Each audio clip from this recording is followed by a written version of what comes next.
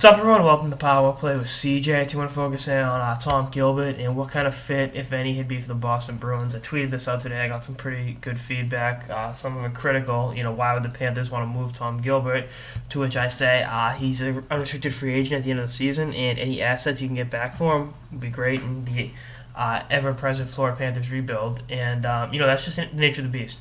Florida got him on the cheap. I'm pretty sure free. They signed him off the street to try out, signed him to a one-year deal, and he's played very well for them. He's actually their leading scorer right now, which, all due respect to Tom Gilbert, is more of an indictment of how weak the Florida Panthers have been this season. He's got 24 points through 54 games. He's only a -2 on a team that's been, bad. And he's actually only been a plus player once in his career, and that was in 2008, 2009 with Edmonton. He had 45 points that year, almost +6. Every other year he's been in the league, he's been minus. That's not necessarily good. It's actually bad, but he has played on some very bad teams in Edmonton, and then is Minnesota. He obviously made the playoffs last year, but he was -11 and had no points in 5 regular postseason games after having, I think, 13 points in 43 regular season games. So he's playing very, very well. Like I said, he's playing big minutes. He's playing in all situations. I mean, he's 31. He's probably got a 3 or 4 year deal if he wants to take it on the table.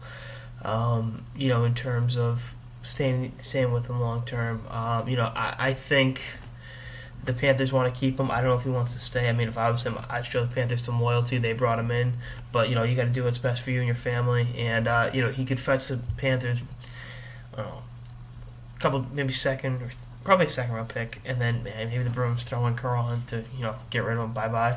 That's something to think about. And I think this could be a round peg and a round hole in with the Bruins because, like I said, he can help the power play.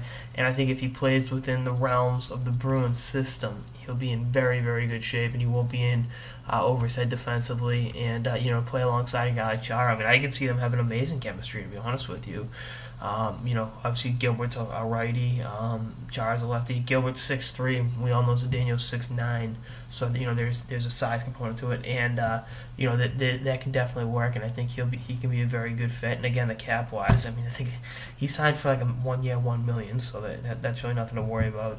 And again, I think he'd buy into the system because he's played on a lot of bad teams, and I think he'd want to come to a situation where he play on a very, very good team and play at a high level and contribute and possibly help, win a Stanley Cup in Boston, because the Bruins have as good a shot as any team in the league. And I think adding a guy like Tom Gilbert to the back end, not necessarily to replace Dennis Seidenberg, because you're not going to replace him, because they play 2 different games. But, they kind of fleeced Florida for Seidenberg. Well, they got, was it Matt Patowski in the deal, too, when he was a, unsigned prospect out of Ohio State. So, I want to put it past the Bruins to fleece the Panthers for a defenseman to help out in the back end again.